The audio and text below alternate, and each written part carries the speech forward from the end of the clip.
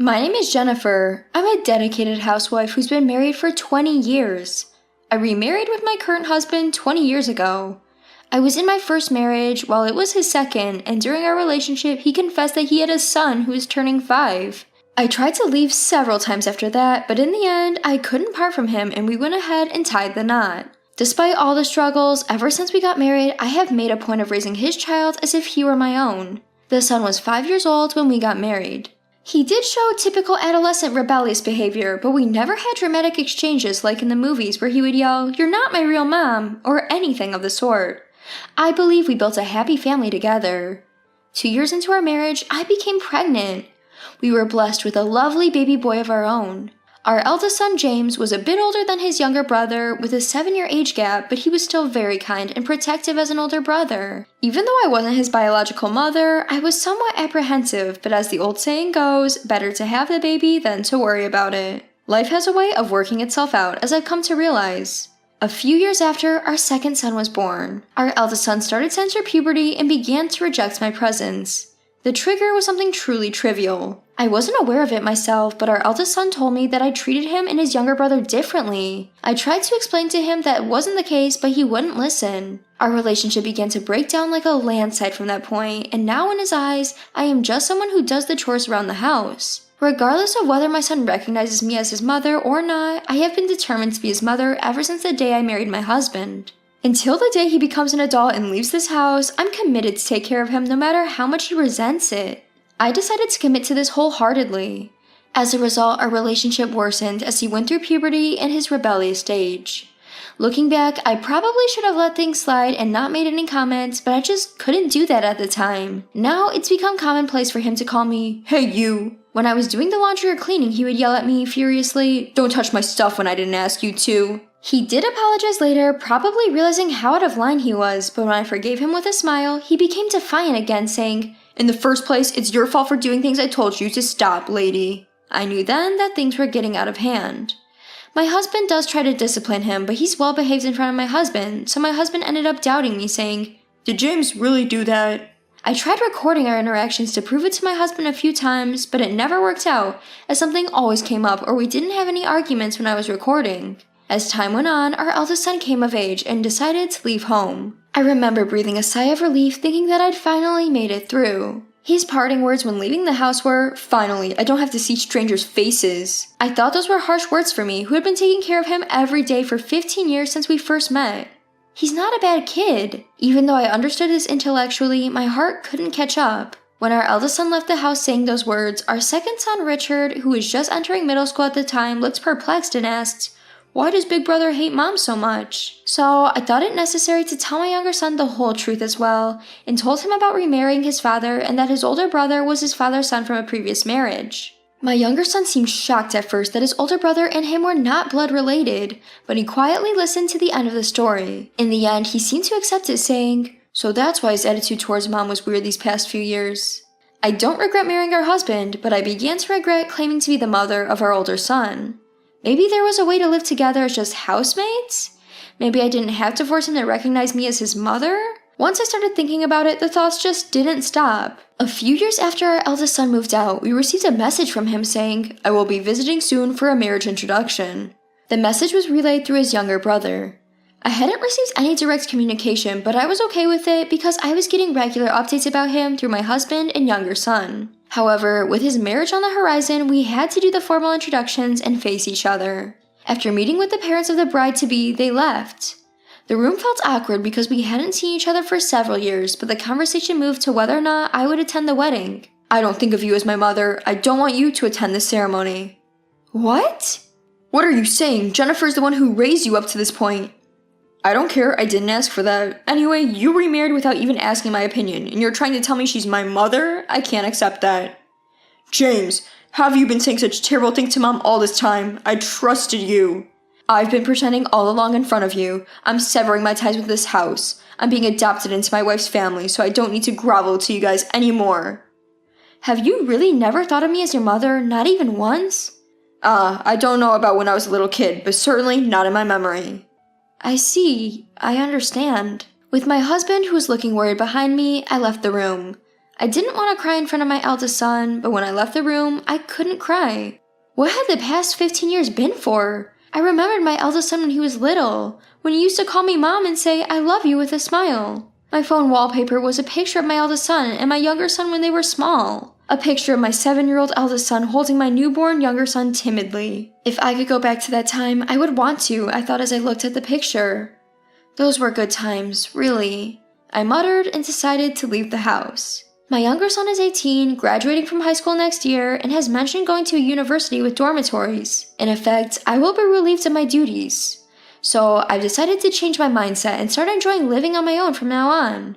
That night, I had a talk with my husband about our future, about our eldest son today. "Jennifer, I'm truly sorry I never believed you. I had no idea that our son James could disrespect others in such a way." "No, it's all right now. Perhaps my parenting was also at fault. Even though I thought of him as my own child, I suppose I treated him differently. He told me so himself. I wasn't aware of it myself, but I was taking care of him in my own way." "I know that better than anyone else. You have always taken care of James as if he were your own. I am truly grateful for that." "But it seems that even that was something he didn't want. It's almost laughable, isn't it?" As I made this self-deprecating remark, my husband made a pained face, took my hand, and apologized to me over and over again. Then I told my husband that I would not attend the ceremony as he wished, and that I wanted a divorce because I would be leaving the house as soon as our second son left. I handed him the divorce papers. "Are you serious?" "Of course, I would never joke about something like this." "You're right, you are that kind of person. I'm truly sorry for all the pain I've caused you." "You don't need to apologize anymore. I have never regretted marrying you, so, okay?" "Jennifer, I love you from the bottom of my heart." I love you too. Please take care of James and Richard for me." That night, I fell asleep in my husband's arms for the first time since we were newlyweds. I was able to sleep soundly for the first time in a long while, comforted by the faint sound of his heartbeat. Several days passed since our discussion about the divorce. Our second son graduated from high school, and our eldest son's wedding is coming up next week. Our second son was wondering if he should wear his school uniform to attend the wedding, which I found amusing. Noticing me smiling at his preparations for the ceremony, he approached me and started a conversation. "Mom, are you really not going to attend my brother's wedding?" "Yes, he said he didn't want me there, so there's nothing I can do about it. It's his big day. I want him to enjoy it." "But Mom, you're the one who raised him with care." "It's okay, Richard. There's no need for you to worry about it." Not convinced by my words, my second son kept groaning in frustration. It must have been frustrating for him. He knows the good relationship I used to have with our eldest son. But repairing the relationship is now impossible. I have prepared to leave the house and the divorce is settled. I didn't ask for any division of the property, kept the money I had, and left the house with our second son. The house that was filled with memories of many years spent there. A house that represents half of my life. I left a video message for my second son and left my family behind. A week after I left home, I heard from my younger son that my eldest son's wedding went off without a hitch. I was relieved and asked my younger son about his impressions of the ceremony. Then he replied, "It was a total disaster, seriously." As I had chosen not to attend the wedding in accordance with my eldest son's wishes, his response took me by surprise, stopping my thoughts for a moment. But I managed to regain my composure and asked him what exactly went wrong. For some reason, he started boasting about it. "You remember, Mom, how you were there when we did the initial meet and greet, right?" "Yeah, I remember." "Well, because you weren't at the ceremony, his wife was all, 'Why?'" "I see, I understand." Big Brother was making all sorts of excuses, but his wife suddenly suggested to cancel the ceremony and her parents went into a frenzy. The ceremony somehow started since everyone was already gathered, but throughout it was a sullen bride and a timid groom. It was quite a peculiar atmosphere at the venue. "Is that what happened?" "After the ceremony ended and all the attendees had left, I showed the video message from you, Mom, entrusted to me to my big brother, and then he started crying." "What? He cried?" "Yeah, but seeing that, his wife got even more upset. She said something along the lines of, 'How could you not invite someone who raised you with so much care to the most important event of your life?'" "So, what happened after that?" When I asked, he looked at me uncomfortably and said in a low voice, "They're separated." I was speechless, taken aback by this shocking news. Despite holding back my desire to attend the wedding for the sake of my son, the newlyweds separated shortly after their marriage. In retrospect, I think his wife admired the fact that I raised him as my own, despite having no blood relation. Furthermore, I recall that in the course of our conversation she had said, "I was also raised with great care by my parents, and I would love to build a warm and loving family with your son, just like my parents did." In other words, my son's stubbornness shattered his own happiness. When I heard this, I could hardly think of it as karma, because he cried after watching my video message. If he still has feelings for me, I couldn't be happier. I immediately contacted my husband and asked him about the couple. With a worried voice, my husband asked for my opinion. I don't know what to do. Now that it has come to this, I don't know what to say to him. Don't worry, he's good at expressing his feelings clearly to others, but he might need a little push. A push, huh? Okay, I'll try it. I don't know what happened after my husband and I talked on the phone, but when my younger son told me with a smile, they've reconciled.